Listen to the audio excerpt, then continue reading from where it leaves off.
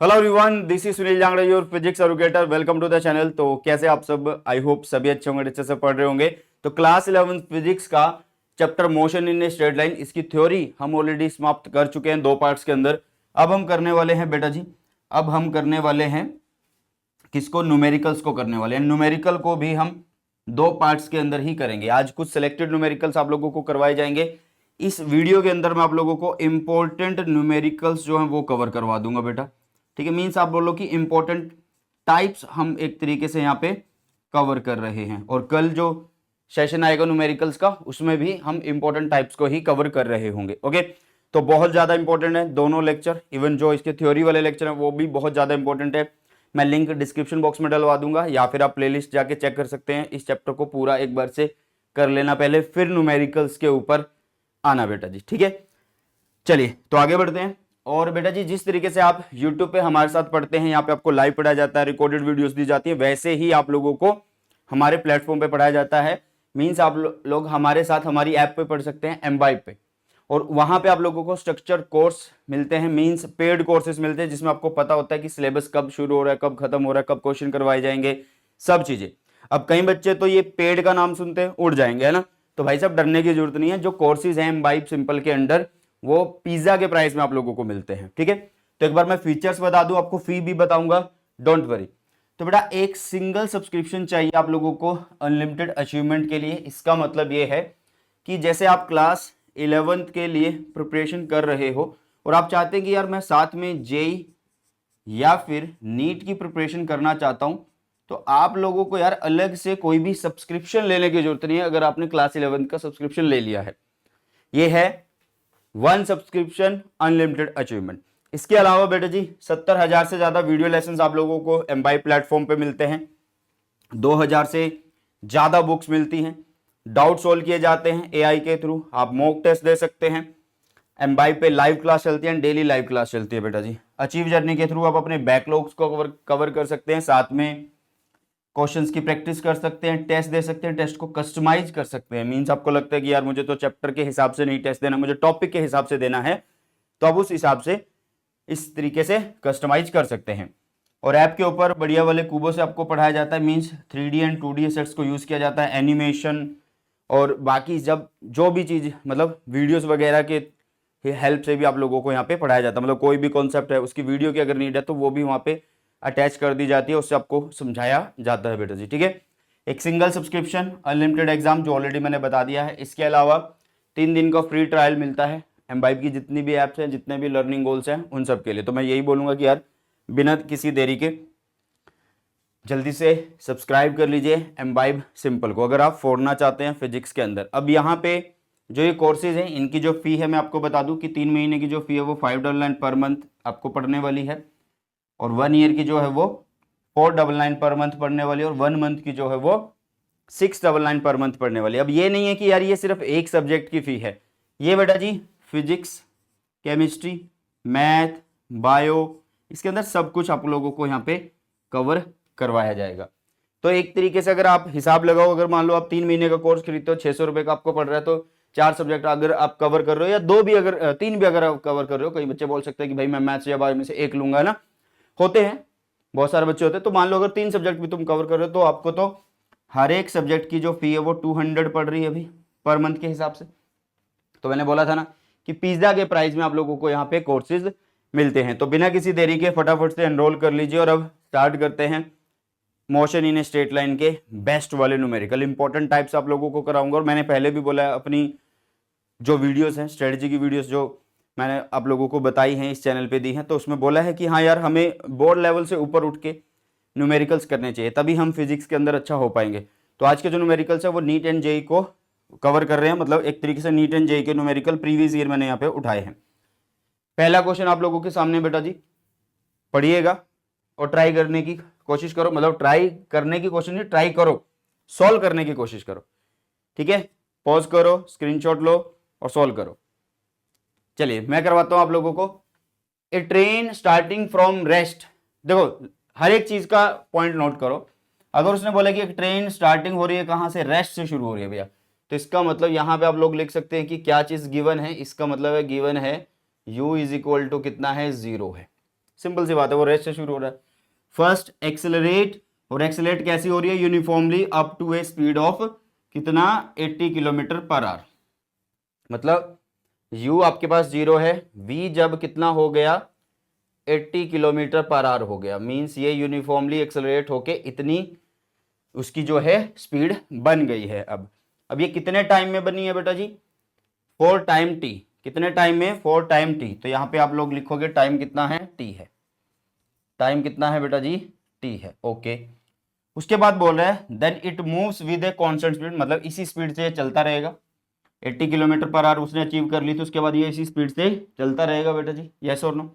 तो constant speed से ये चल रहा है 4 टाइम 3t। अब कितने टाइम के लिए बोल रहा है भाई ये अब बोल रहा है कितने टाइम के लिए, 3t टाइम के लिए ये बोल रहा है। ओके, यस और नो, ठीक है। अब ये बोल रहा है the average speed of the train for this duration of journey will be. तो आप लोगों को एवरेज स्पीड निकालनी है। ओके, यहां पे दो सीन हो रहे हैं। सबसे पहले जो ऑब्जेक्ट है वो यूनिफॉर्मली एक्सेलरेट भी हो रहा है बेटा जी, है ना, और बाद में वो कांस्टेंट स्पीड से चल रहा है। तो कांस्टेंट स्पीड मतलब एक्सेलरेशन आप 0 वहां पे बोल रहे होंगे ना। चलो, तो अब सबसे पहले आप लोग ये करो कि जब ये यूनिफॉर्मली एक्सेलरेट हो रहा है तो वहां पे आप लोग निकाल लो भाई साहब क्या, ए निकाल लो। कैसे निकालेंगे ए को, भाई ये तो तुम्हें पता ही है, सिंपल है। ए को कैसे फाइंड आउट करते हैं, ए को कैसे फाइंड आउट करते हैं, ए होगा एक्सेलरेशन होगा चेंज इन वेलोसिटी या चेंज इन स्पीड आप लोग लिख सकते हो, मतलब मैग्नीट्यूड में बात कर रहा हूं तो v माइनस यू बाई में t लिख सकता हूं। तो ए फाइनल वेलोसिटी उसने कितनी बोली थी भाई, 80 मीटर किलोमीटर, कितनी है 80, ठीक है। साथ में u उसने 0 बोला, कितने टाइम में बोला भाई, t टाइम में। तो a की वैल्यू आ गई कितनी, 80 बाय में t आ चुकी है। जो यूनिफॉर्म एक्सेलरेशन हो रहा है उसकी वजह से हमारे पास ये आया है, a आ गया है। अब जब ये यूनिफॉर्म एक्सेलरेशन हुआ, ये टाइम t के लिए हुआ, तो आपको बोला गया है कि एवरेज स्पीड निकालो। तो एवरेज स्पीड यार क्या होगा, एवरेज स्पीड के लिए तो तुम्हें डिस्टेंस भी चाहिए, ठीक है ना। तो पहले तुम डिस्टेंस निकाल लोगे किससे, s is equal to u t plus में हाफ ए टी स्क्वेयर से आप लोग निकाल लोगे। तो ये तो पोर्शन 0 हो जाएगा क्योंकि u की वैल्यू 0 है।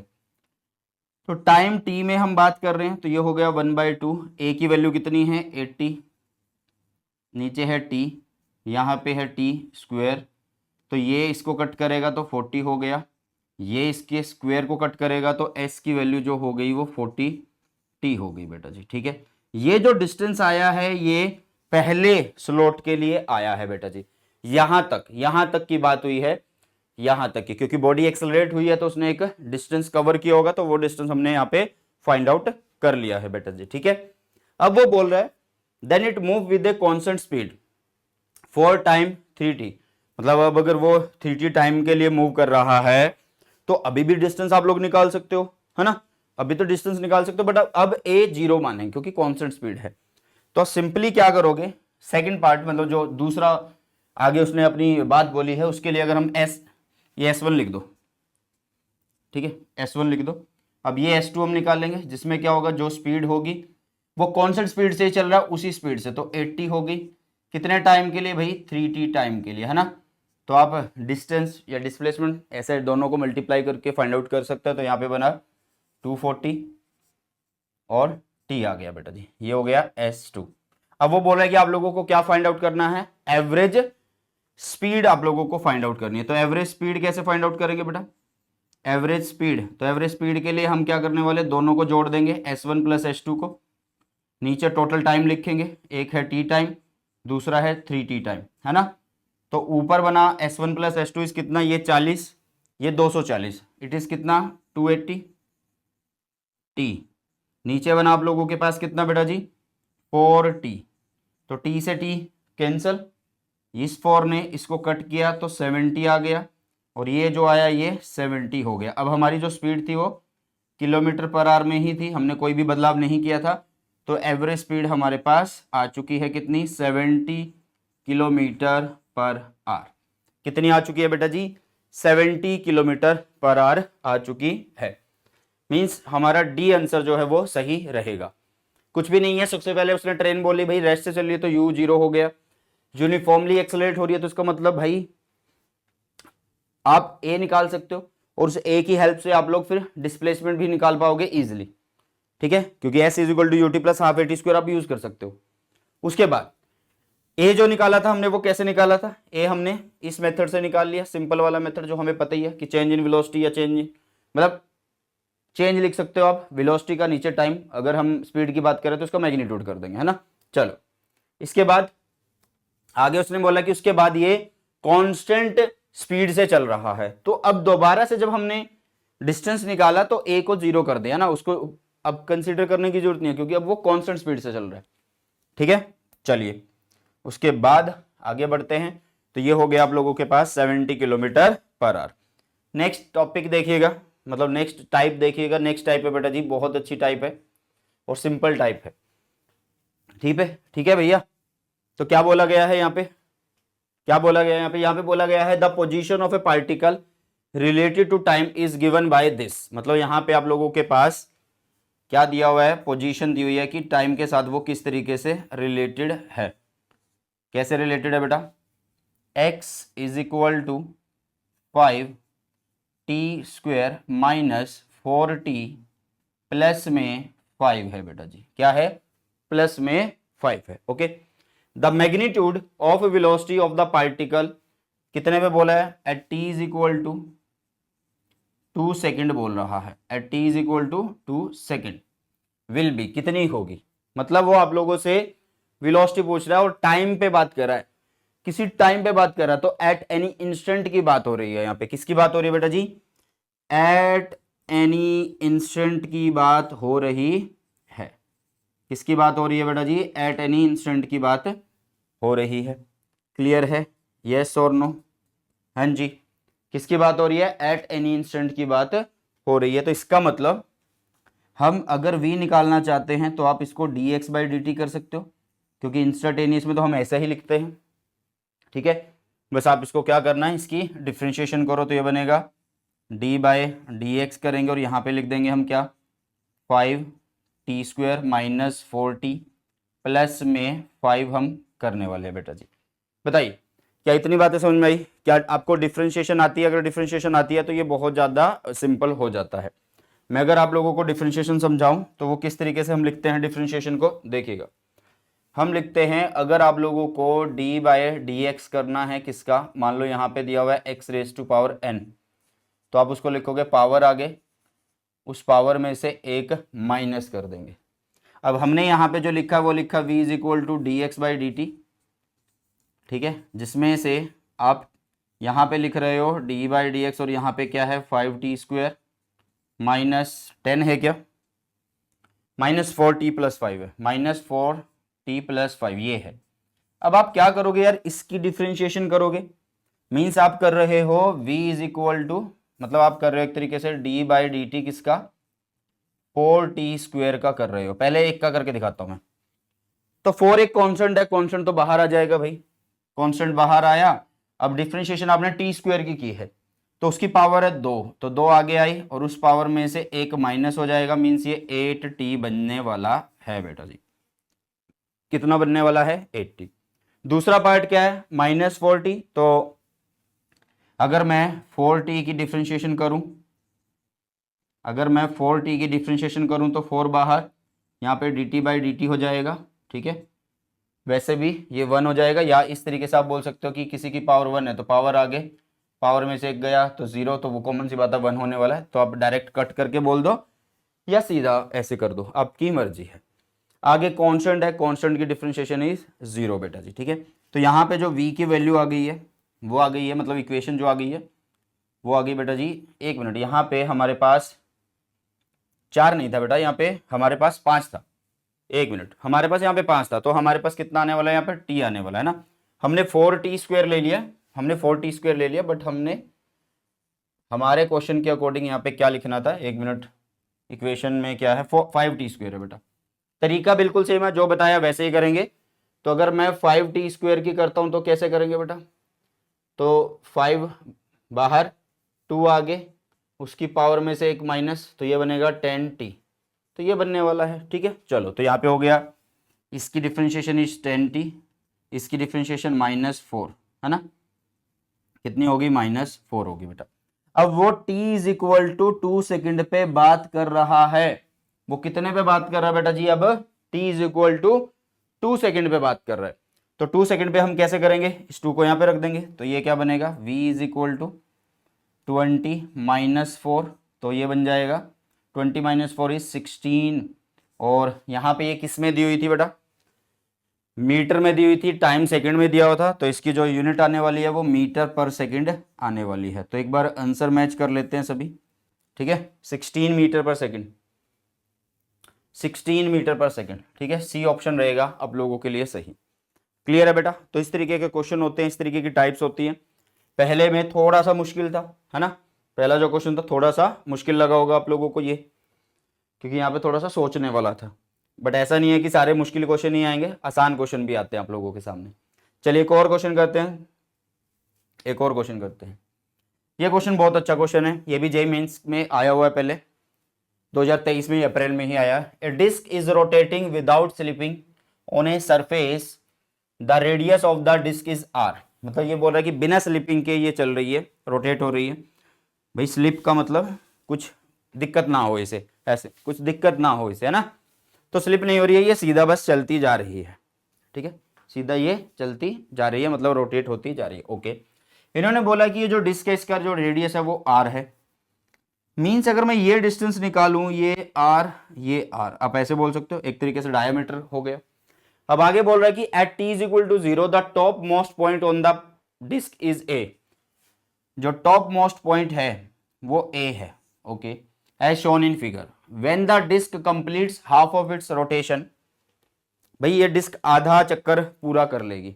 आधा चक्कर पूरा करेगी तो इसका मतलब क्या है? इसका मतलब ये है कि भाई ये डिस्क मान लो यहाँ पे आ गई और यहाँ पे क्या आ जाएगा? ए आ जाएगा। मतलब अब ए की नई पोजीशन आ गई, क्योंकि ये आधा चक्कर पूरा कर रही है ना।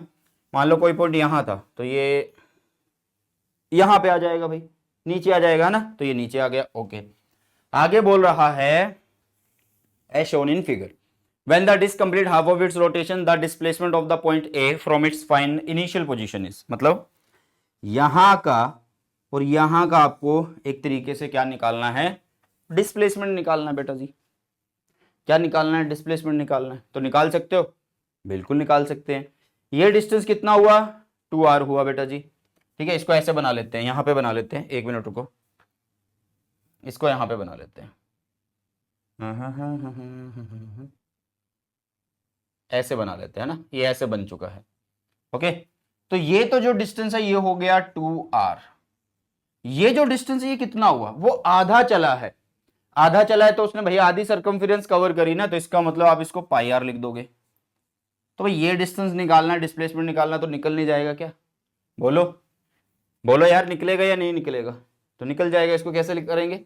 इसको करेंगे 2r का स्क्वायर कर दो, यहां पे क्या करेंगे? पाई आर का स्क्वायर करेंगे और ऊपर अंडर रूट कर देंगे।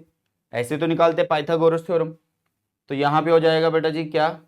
4r स्क्वायर, ठीक है। और यहां पे हो जाएगा पाई आर स्क्वायर और यहां पे हो जाएगा आर स्क्वायर। आर बाहर चला जाएगा अंडर रूट से, अंदर बचेगा एक तरीके से क्या? 4 प्लस में पाई स्क्वायर। तो ये हमारा आंसर रहने वाला है, ये हमारा आंसर रहने वाला बेटा। कोई डाउट अगर है, कोई समस्या है तो बता दो जल्दी से। सभी बच्चे जल्दी से बताइएगा, कोई डाउट अगर है तो कुछ बताइए।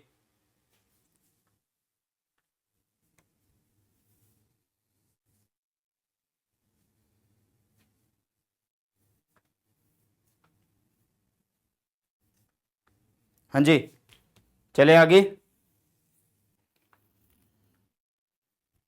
ओके, नेक्स्ट की तरफ चलते हैं, एक और क्वेश्चन करते हैं। मेरे ख्याल से ये क्वेश्चन में किसी को दिक्कत नहीं होगी, बिल्कुल सिंपल सा है। और जैसे मैंने बोला है कि ये जेईई मेंस में आया हुआ है अप्रैल 2023 के अंदर। नेक्स्ट चलते हैं। नेक्स्ट क्या कहता है? नेक्स्ट कहता है ए बॉडी ऑफ मास 500 ग्राम। मतलब यहां पे आप लोगों को गिवन क्या क्या है? गिवन है बेटा जी मास। कितना मास गिवन है?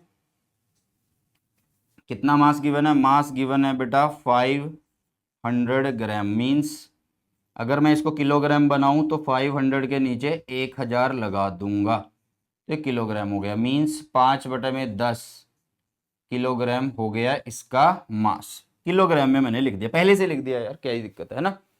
आगे बोल रहा है ये बॉडी क्या कर रही है, मूव कर रही है, किसके अलोंग मूव कर रही है, एक्स एक्सिस के अलोंग मूव कर रही है, such that its velocity varies with displacement x. मतलब यहां पे ये इस तरीके से चल रही है, मूव कर रही है, किसकी जो वेलोसिटी है वो डिस्प्लेसमेंट के साथ बदल रही है। और कैसे कैसे बदल रही है उसके लिए इक्वेशन दे दी इन्होंने कि v की जो वैल्यू होगी वो होगी 10√x होने वाली है ना। The force acting on the body is, तो कि यार देखने में क्वेश्चन बड़ा सिंपल है कि force acting on the body निकालना। तो तुम सोचोगे कि चलो यार फोर्स निकालनी है, तो फोर्स का फॉर्मूला तो सिंपल होता है कि F is equal to mass into में एक्सेलरेशन कर दो। तो मास तो गिवन है, एक्सेलरेशन निकाल लो, बात खत्म हुई। मास तो तुम्हें गिवन है ना भाई, मास तो तुम्हें ऑलरेडी गिवन है कि कितना है, 5/10 किलोग्राम गिवन है, 5/10 किलोग्राम आप लोगों को गिवन है बेटा जी, यस और नो, है ना। चलो अब एक्सेलरेशन निकालना, तो एक्सेलरेशन कैसे निकालें, एक्सेलरेशन कैसे निकालें, एक्सेलरेशन होता है dv बाय में dt होता है ना, यही होता है। हमें जो v दिया हुआ है, हमें v दिया हुआ है 10√x दिया हुआ है, ध्यान से सोचो, यहां पे v दिया हुआ है जो कि 10√x है, और यहां पे हम अगर उसका डिफरेंशिएशन कर रहे हैं विद रिस्पेक्ट टू टाइम, तो काम चलेगा, नहीं चलेगा। तो कुछ ऐसा करते हैं कि नीचे भी क्या आ जाए भाई, x आ जाए, ताकि इसकी डिफरेंशिएशन हम इजीली कर सके, है ना। देखते हैं, तो हम क्या कर देते हैं कि इस इक्वेशन को कुछ ऐसा लिख दें कि a is equal to dv/dt के साथ हमने dx/dx कर दिया, बताओ कोई दिक्कत है। dv/dt के साथ हमने dx/dx कर दिया, तो इसका मतलब यहां पे आप ऐसे लिख सकते हो कि dx बाय में dt ये एक हो गया, और ये हो गया dv बाय में dx बेटा जी, है ना। तो dx/dt कितना लिख सकते हैं हम, v लिख सकते हैं, ये हो गया dv, ये हो गया dx। इस इक्वेशन को ऐसा करने की जरूरत क्यों पड़ी, क्योंकि आपको v जो दिया हुआ है वो x के अकॉर्डिंग बदल रहा है, यहां पे डिफरेंशिएशन टाइम थी, तो अब देखो ध्यान से dv/dx हो चुका है, अब डिफरेंशिएशन जब करोगे तो आसान हो जाएगी, मतलब अब बिल्कुल एग्जैक्ट रिजल्ट आएगा हमारे पास। तो अब dv बाय में क्या करोगे, dx करोगे, तो यहाँ पे लिखोगे d/dx, v की वैल्यू कितनी है 10x⁻1/2 है, यही है क्योंकि अंडर रूट में लिखी हुई है भैया। तो यहाँ पे हो जाएगा कितना, 10 बाहर आ गया, पावर नीचे आएगी, और उस पावर में से एक घट जाएगा, है ना, यही तो करेंगे। तो ये बनेगा, इसको कट कर दो तो ये 5 हो गया, यह आ जाएगा x⁻2 -1/2, क्योंकि आप सोल्व करके देखो, एलसीएम लोगे 2 आ जाएगा, यहाँ पे 1 है, यहाँ पे 2 आएगा, तो 2 मतलब एक इधर एक 2 इधर, तो छोटी चीज बड़े में से माइनस हो रही है, मतलब हम छोटी चीज को बड़े में से माइनस कर रहे हैं ना, तो माइनस आ जाएगा भाई यहाँ पे, तो x⁻ -1/2 आ चुका है ना। मीन्स आप इसको ऐसे लिख सकते हो कि 5 बाय में √x आ गया है, ये dv/dx की वैल्यू आ गई है, तो हम रखते हैं यहाँ पे a। v कितना है हमारे पास, v है हमारे पास 10√x, dv/dx कितना है, ये रहा 5 बाय में √x, तो √x से √x कट गया भाई साहब, है ना। तो a की वैल्यू कितनी आई है 50, और ये सारी चीज हमें किस में दी हुई है, मीटर पर सेकंड में चल रही है, तो यहाँ पे ये एक्सेलरेशन मीटर पर सेकंड स्क्वायर में आ गया, ठीक है। अब तुम्हें निकालना है फोर्स, तो फोर्स तो हमें पता ही है कि सबसे पहले कैसे लिखते हैं भाई, फोर्स तो हमें पता ही है कि सबसे पहले कैसे लिखते हैं। तो फोर्स होगी F is equal to mass, mass कितना है भाई 5/10, 5/10, एक्सेलरेशन कितना है 50, तो ये इससे कट, ये इससे कट, है ना, तो ये आ गया 25, और फोर्स है तो न्यूटन बेटा जी, फोर्स है तो न्यूटन। इस तरीके से आप लोग कर सकते हैं इन सारे न्यूमेरिकल्स को। किसी को अगर थोड़ा सा भी अगर डाउट आ रहा है बेटा जी तो वो बता सकता है हमें, किसी को भी अगर थोड़ा सा डाउट आ रहा है तो वो मुझे बता सकता है, जस्ट अ मिनट, बताइए फटाफट से सही बच्चे, ठीक है। चलो बेटा, तो ये कुछ इंपॉर्टेंट टाइप्स थी जो आज हमने कवर करी, और अभी फिर क्लास को यहीं पे समाप्त करते हैं। तो मैं आप लोगों को यही बोलूँगा कि जो हमारी बेटा जी ऐप है जिस पे क्लास चलती हैं, बैचेस आते हैं, तो भाई साहब उनके नोटिफिकेशन जो आप लोगों को टेलीग्राम पे मिलते हैं, जो लेक्चर नोट्स हैं वो आप लोगों को टेलीग्राम पे मिलते हैं, तो फटाफट से आप लोगों को ये टेलीग्राम चैनल जो है वो ज्वाइन कर लेना है। इस QR कोड को आप लोग स्कैन करो, इस क्यूआर कोड को आप लोग क्या करो बेटा जी, स्कैन करो, सीधा टेलीग्राम पे आ जाओ। जैसे कि मैंने बोला है कि यहाँ पे आप लोगों को क्या मिलता है, लेक्चर नोट्स मिल जाते हैं। यहाँ पे आप लोगों को क्या मिलते हैं बेटा जी, लेक्चर नोट्स मिलते हैं, इम्पोर्टेंट पीडीएफ मिल जाती हैं, ठीक है, इम्पोर्टेंट पीडीएफ मिल जाती हैं। एंड जो हमारी क्लासेस होती हैं उनके नोटिफिकेशन आप लोगों को यहाँ पे मिल जाते हैं, उनके नोटिफिकेशन आप लोगों को यहाँ पे मिल जाते हैं बेटा जी, ठीक है। चलिए, तो आई होप ये सेशन आप लोगों को अच्छा लगा है। कल करेंगे और बढ़िया बढ़िया न्यूमेरिकल, और फिर इसके बाद मैं आप लोगों को कराऊंगा इसके एनसीईआरटी क्वेश्चन। सारे नहीं करेंगे, सिलेक्टेड एनसीईआरटी क्वेश्चन करने वाले हैं। चलिए, इसी के साथ इस वीडियो सेशन को करते हैं समाप्त। मिलते हैं जल्दी से नए सेशन में। सो बाय, टेक केयर, जय हिंद, वंदे मातरम।